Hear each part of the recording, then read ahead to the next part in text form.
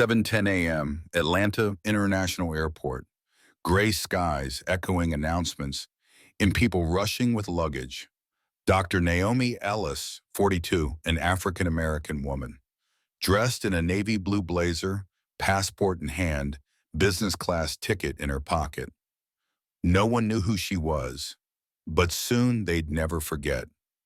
As Naomi approached seat 1A, she noticed stares and whispers. A young blonde flight attendant named Melissa looked at her, then quickly looked away. Is she on the wrong plane? Here we go again. When Naomi sat down, the white businessman next to her bumped her foot with his briefcase and gave her a disgusted look. This is VIP, ma'am. She smiled, said nothing. But then it began. Melissa walked over, forcing a polite smile. Excuse me, may I see your boarding pass? Naomi handed it over. Melissa paused. She exchanged glances with two other flight attendants and started whispering. Then came the verdict. I'm sorry, there seems to be an error in the system. You've been assigned a different seat toward the back. This seat may belong to someone else. Naomi calmly responded, I booked this seat myself on Delta's official website. It's a business trip. Everything is confirmed. Melissa rolled her eyes. Another crew member stepped in. Ma'am, please don't make this difficult. We have a more appropriate seat in the rear. Perhaps one you'd be more accustomed to. Naomi stood up. Passengers were watching now. An elderly white woman mumbled loud enough to hear. Back in my day, they sat in the back where they belonged. Melissa continued to push. Look, it's nothing personal. VIP is usually for a certain profile of passenger.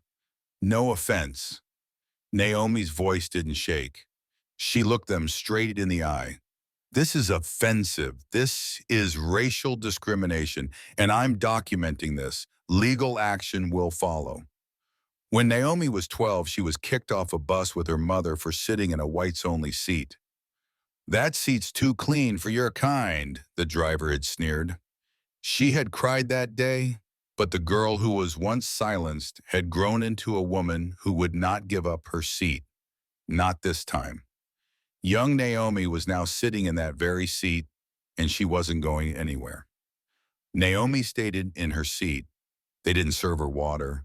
They skipped her meal service. But Naomi had already sent a message to the United Nations Human Rights Committee, the Federal Aviation Administration, and the national press. When the flight landed, two federal agents were waiting for Naomi, but they weren't there for her.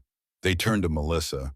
You are being investigated for racial discrimination, intentional seat reassignment, and demeaning remarks. A week later, Delta Airlines issued a public apology. Melissa and two other crew members were fired. The hashtag #ThisSeatIsMine went viral. At a United Nations Human Rights Conference, Naomi stood on stage. The room fell silent. At 12 years old, I was told I didn't belong. Today, the same mindset tried to move me again, but I stayed because that seat wasn't just a seat. It was a symbol of equality.